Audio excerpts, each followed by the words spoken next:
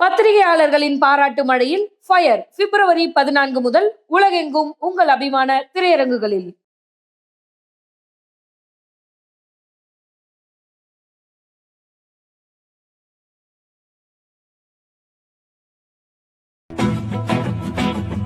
அனைவருக்கும் வணக்கம். நான் உங்கள் பத்திரிகையாளர் RS கார்த்திக். இந்த வீடியோவில் நாம் பார்க்க இருக்கிறது நம்ம வேற லெவல் சினிமா சேனலோட சினிமா விமர்சனம். இப்போ நம்ம பார்க்க இருக்கிறது இந்த வாரம் திரைக்கு வந்திருக்கிற பேபி அண்ட் பேபி படத்தோட விமர்சனம். காதலர் தினத்தன்னைக்கு பேபி அண்ட் பேபியோ, காதலர்கள் இன்னைக்கு தான் கூடுறோம், அதுக்குள்ளாரே பேபியா அப்படின்னு நீங்கள் கேட்குறது புரியுது. காதலர் தினத்தன்னைக்கு காதல் என்பது பொது உடைமை, இன்னும் நிறைய படங்கள் வந்திருக்குது. ஆனாலும் இந்த படமும் கண்ணீரான்னு ஒரு படம் வந்திருக்குது. இன்னும் நிறைய படங்கள் நம்ம கவுண்டமணி அவர் நடிச்சிருக்கிற ஒரு நல்ல படம் ஒத்த ஓட்டு முத்தையா, அந்த படம் வந்திருக்குது. இப்போ சத்யராஜ் கூட கவுண்டமணி போட்டி போடுறாரு, கவுண்டமணி கூட சத்யராஜ் போட்டி போடுறாரு.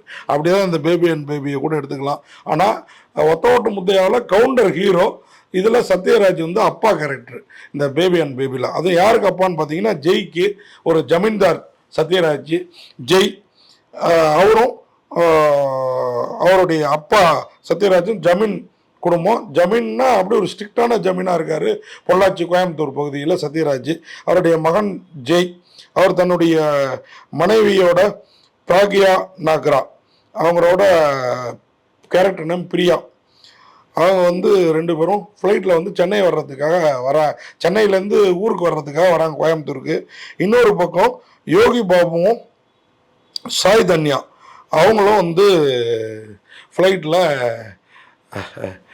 மதுரைக்கு போகிறதுக்காக வராங்க. அங்கே சென்னை ஏர்போர்ட்டில் இவங்க ரெண்டு பேர் கூடவும் வர்ற அங்கே வந்து இவருடைய மைத்துனர், ஜெயோட மைத்துனர், அங்கே வந்து அவருடைய யோகி பாபுவோட மச்சினிச்சி, இவங்க ரெண்டு பேரும் குழந்தைங்களை கையில் வச்சுருக்குறாங்க. ரெண்டு பேர் குழந்தையும் ஏர்போர்ட்டில் வந்து ஒரு சின்ன பொண்ணுங்க ரெண்டு பேர், இன்றைக்கெல்லாம் செல்ஃபி மோகன் இல்லையா, செல்ஃபி எடுக்கிறதுக்காக கேட்டப்போ ரெண்டு பேர் குழந்தையும் கொடுக்குறாங்க. அந்த குழந்தைகள் திருப்பி கைக்கு வர்றப்போ அவசரத்தில் வா ஃப்ளைட்டு டைம் ஆச்சு போர்டிங் போட்டாங்க அப்படின்னோடனே ரெண்டு பேர் குழந்தையும் மாறிடுது. யோகி பாபு குழந்தை ஜெய் கூடையும், ஜெய் குழந்தை யோகி பாபு கூடையும் மதுரைக்கும் கோயம்புத்தூருக்கும் மாறி போயிடுறாங்க. இதை ஃப்ளைட்டு பாதி வானத்தில் பறக்கிறப்ப தான் ரெண்டு குரூப்புமே கண்டுபிடிக்குது. அப்போது ஐயோன்னு பதறி அடித்தா ஏர் ஹோஸ்டஸ்ட்டை சொல்கிறாங்க, சார் நாங்கள் பைலட்டை சொல்லி ஏர்போர்ட் அத்தாரிட்டிக்கு சொல்லிட்டோம், உங்கள் குழந்தை வந்து தவறி இன்னொரு ஜோடியோட, இன்னொரு கப்புள்ஸோட, அதாவது நீங்கள் கையில் வச்சுட்டு இருக்க இந்த குழந்தையோட பேரண்ட்ஸோட போயிட்டுருக்குது அப்படின்னு இரு தரப்புக்கும் பதில் சொல்லப்படுது. ஆனால் இங்கே ஒரு முக்கியமான விஷயம், எனக்கு ஆம்பளை புள்ள தான் ஜமீன் வாரிசாக வேணும்னு சத்யராஜ் பிடிவாதமாக இருக்கார். அவருக்கு ஆம்பளை புள்ள தான் ஜெய்க்கு பிறந்திருக்கு. ஆனால் அது மாதிரி யோகி பாபு வீட்டுக்கு போயிடுது. யோகி பாபுவோட அப்பா இளவரசு எனக்கு பொம்பளை புள்ள தான் வேணும் அப்படின்ட்டு வெயிட்டிங்கில் இருக்கிறாரு. அவங்க வீட்டு குழந்தை இந்த பக்கம் போயிடுது. இப்போ இதை வச்சு சில காமெடி கலாட்டாக்கள். அதன் பிறகு இந்த ஜமீனை கொள்ளடிக்கணும் அப்படின்னு சொல்லிட்டு ஜமீனோட சம்பந்தி நேகல் ரவி, அவர் சத்யராஜ் பெரிய ஜமீன்னா அவர் கொஞ்சம் சின்ன ஜமீன், அவருடைய மகளை தான் ஜெயிக்கு கொடுத்துருக்குறாங்க. அவர்கிட்ட இருக்க சொத்தை ஆட்டையை போடுறதுக்கு ஆனந்தராஜ் அண்ட் கோவினர் முயற்சியில் இருக்கிறாங்க. அவங்க என்ன பண்ணுறாங்கன்னா, இந்த குழந்தை ஆம்பளை புள்ளன்ட்டு இது பண்ணிட்டு இருக்காரு சத்யராஜ் ஜமீன், இந்த குழந்தைய வந்து தூக்கிட்டோம்னா ஜமீனுக்கு வாரிசு கிடையாது. அதே மகளோட வாரிசு இருக்குது, ஸ்டீமனோட வாரிசு. ஸ்டீமன் தான் மருமகன் சத்யராஜுக்கு, மகள் வந்து இந்த சின்னத்திரை நட்சத்திரம், சின்னத்திரையில் இன்றைக்கி ஃபேமஸாக இருக்கிற நட்சத்திரம், அவங்களுடைய வாரிசு. அது தன் பேரனுக்காக கட்டி வச்சுருக்க தொட்டிலில் அவங்க குழந்தைங்க உட்காந்துக்க, தொட்டிலில் பொன் பிள்ளை உட்காருது, எழுப்படா முதல்ல, தங்க தொட்டிலில் ஆண் வாரிசை தான் ஜமீன் போடணுங்கிறது உனக்கு தெரியாதா, கலப்படா அப்படின்னு அதட்டுறாரு. இதில் விக்ஸாக வர ஸ்டீமன் ஒரு பக்கம் இந்த குழந்தைய கடத்த பிளான் பண்ணுறாரு. இந்த ரெண்டு குரூப்பும் பொறுப்பை அந்த ஏரியாவில் பயங்கர தாதான்னு சொல்லிட்டு திரிகிற நம்ம மொட்டை ராஜேந்திரன், பழைய ஜோக்கு தங்கத்துறை, இவங்க கையில் கொடுக்குறாங்க. மொட்டை ராஜேந்திரன் பாசு, பழைய ஜோக்கு தங்கத்துறை உள்ளிட்டார்கள் அவங்களோட கையால். இப்போது இந்த குரூப் எப்படி கடத்தும்? படம் முழுக்க காமெடிங்க, சில இடங்களில் கடியாகவும் இருக்குது, அதை நம்ம சொல்லி தான் ஆகணும். ஆனால் ரொம்ப நாளைக்கு அப்புறம் சுந்தர்சி படங்களில் வர்ற மாதிரி இந்த படத்தை வந்து அழகாக புரட்டி மிரட்டி எடுத்துகிட்டு போயிருந்தாங்க. அந்த விதத்தில் இந்த படம் நம்மளுக்கு ரொம்பவே கவர்ந்தது. ஓப்பனிங் பார்த்தீங்கன்னா ஏர்போர்ட்டு, ஃப்ளைட்டு அந்த ரேஞ்சு.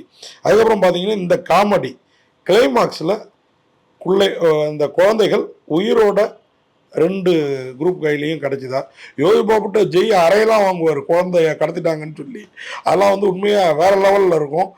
ஜெய் எப்படி இதுக்கெல்லாம் ஒத்துக்கிட்டு நடித்தாருங்கிறது தெரியல. ஆனால் ஜெய் சுந்தர்சி படம் மாதிரி படங்களில் நடித்து சுந்தர்சியோட படம் இதில் நடித்தார் இல்லைங்களா. அதனால் இந்த மாதிரி ஒரு காமெடி கதையில் நடிக்க விருப்பமாக இருந்து நடிச்சிருப்பார் போட்டிருக்கு. சில இடங்களில் கடியாக இருந்தாலும் ஜெய், யோகி பாபு உள்ளிட்டோர் அதான் அடிக்கிற காமெடிலாம் சில இடத்துல வேறு லெவலில் இருக்குது. ஜெய் சிவாங்கிற கேரக்டரில், யோகி பாபு குணாங்கிற கேரக்டரில். யோகி பாபுவோட காமெடி எனக்கு இந்த படத்தில் ரொம்பவே பிடிச்சிருந்தது. சத்யராஜ் அதே மாதிரி மகாலிங்கங்கிற கேரக்டரில், பிரக்யா நாக்ரா அவங்க தான் வந்து ஜெயோட ஜோடியா, பிரியா கேரக்டரில், சாய் தன்யா மலருங்கிற கேரக்டரில் யோகி பாபு ஜோடியா, ரெடின் கிங்ஸ்லி ஒரு கிளைமாக்ஸில் வராரு இன்ஸ்பெக்டர் குழந்தை வேலு அப்படிங்கிற கேரக்டரில் வந்து கொஞ்ச நேரமே காமெடி பண்ணுறாரு. யோகி பாபு மட்டும் இல்லை, ரெடின் கிங்ஸ்லி மட்டும் இல்லை, மொட்டை ராஜேந்திரன், ஆனந்தராஜ், இளவரசு கேரக்டர்லாம் சென்டிமெண்ட்டு பார்த்து பார்த்து குழந்தைக்கு எப்படிலாம் டார்ச்சர் கொடுக்குறாங்கிறலாம் வேற லெவலு. சிங்கம்புலி கேரக்டர் தான் ஆனந்தராஜுக்கு கையால் நல்லா பண்ணியிருக்கிறாரு. ஸ்ரீமன் மாணிக்கங்கிற மருமக பிள்ளையா மாணிக்கமாக இருக்க வேண்டியவர் எப்படி குப்பையில் விழுந்த மாணிக்கமாக மாறுறாருங்கிறலாம் அழகாக பண்ணியிருக்காங்க.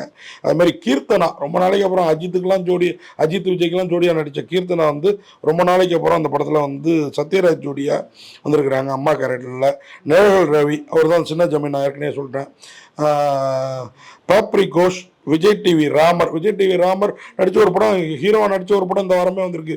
இது வாங்கினா அது இலவசம்னு. ஆனால் அதை விட இந்த படத்தில் வந்து இவருக்கு வந்து வெயிட்டான ரோல் லுக்காக பண்ணியிருக்கிறாரு. விஜய் டிவி தங்கத்துறை ராமரை விட தங்கத்துறை சில சீன்ஸில் வந்து ஸ்கோர் பண்ணிடுறாரு.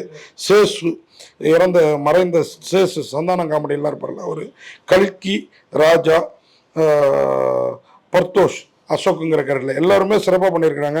என்ன ஒன்று, சில இடங்களில் வந்து காமெடி கடியாக இருக்கிறது மட்டும்தான் கொஞ்சம் இதாக இருக்குது. ஆனால் அது எல்லாத்தையும் தூக்கி நிறுத்துறது டி இமானோட மியூசிக்குங்க. அவரோட மியூசிக்கில் ஒரு 2-3 பாட்டு சொல்லியே ஆகணும்.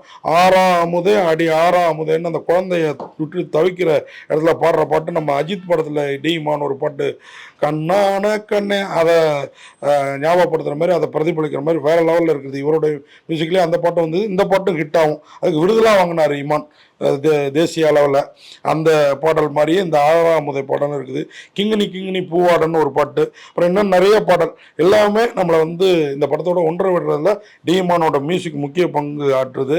அதே மாதிரி இந்த படத்தில் வந்து ஒளிப்பதிவு டிபி சாரதி, சிக்கா அவருடைய ஒளிப்பதிவு, சிக்கா யூனியனில் இருக்காரு டிபி சாரதி, வேறு லெவலில் பண்ணியிருக்கிறாரு. பொள்ளாச்சியோட அழகு, அந்த ஃப்ளைட்லாம் போகிறப்போ ஓப்பனிங் வந்து அவ்வளோ பிரம்மாண்டமாக இருக்குது. 2 ஃப்ளைட்லேயும் குழந்தைங்க மறது, தாய் ஏர் ஒன்று, இன்னொரு ஏர் ஒன்று, இதெல்லாம் குழந்தைங்க மிஸ் ஆகி மாறி போகிறதில்ல. அது மாதிரி ஆனந்தலிங்க குமார் அவருடைய படத்தொகுப்பு, அவருடைய பேரை மாதிரியே படத்தில் சில காட்சிகள் நீண்டு இருக்குது, அதை அவர் கட் பண்ணியிருந்துருக்கலாம். அது மாதிரி இந்த படத்துக்கு ஓம் பிரகாஷோட சண்டை காட்சிகள் பெரிய வலு, அதையும் சொல்லணும். விஜய் ஐயப்பனோட ஆர்ட் டைரக்ஷனையும் சொல்லணும். எங்கேயுமே ஆர்ட் டைரக்ஷன் தெரியல, அதுதான் பெரிய சிறப்பாக இருக்குது. யுகபாரதியோட பாடல் வழியை ரொம்ப நாளாக இந்த புரட்சி பாடல்கள் எழுதுறேன்னு வெற்றிமாறன் கூடையும் அவர் பேர் என்னது பாரஞ்சித்து கூடயுமே இணைஞ்சிட்டு இருக்கிற யுகபாரதிக்கே இது கொஞ்சம் ரிலாக்ஸாக இருந்திருக்குன்னு நம்பலாம். மொத்தத்தில் இந்த படத்தை வந்து வேறு லெவலில் கொடுத்துருக்குற இந்த படத்தினுடைய தயாரிப்பாளர், அது மாதிரி இயக்குனர் எல்லாருக்கும் ஒரு வாழ்த்தை சொல்லலாம். பிரதாப் அவர் தான் சுந்தர்சி பாணியில் படம் கொடுத்துருந்தாலும் இது வேறு விதமாக இருக்குது. அதில் அதாவது ஒரு காதலர் தினத்தை நோக்கி காதல், பிரிவு, வெற்றி, தோல்வி, இதுகளுக்கு இடையில் இப்படி ஒரு ஃபேமிலி ட்ராமா, காதலுக்கு அப்புறம் என்ன ஃபேமிலி தானே, ஸோ அப்படி ஒரு ட்ராமாவை கொடுத்துருக்கிறதுல இந்த படம் வந்து ஜெயிக்கும் அப்படின்னு நம்பலாம். மொத்தத்தில் இந்த படம் பேபி அண்ட் பேபி உங்கள் குழந்தை குட்டிகளோட போய் பார்க்கக்கூடிய ஒரு காமெடி ரசிகர்களுக்கான காமெடி லாபி பண்ணியிருக்குது பேபி அண்ட் பேபி அப்படின்னு சொல்லி விடைபெறோம். நன்றி, வணக்கம்.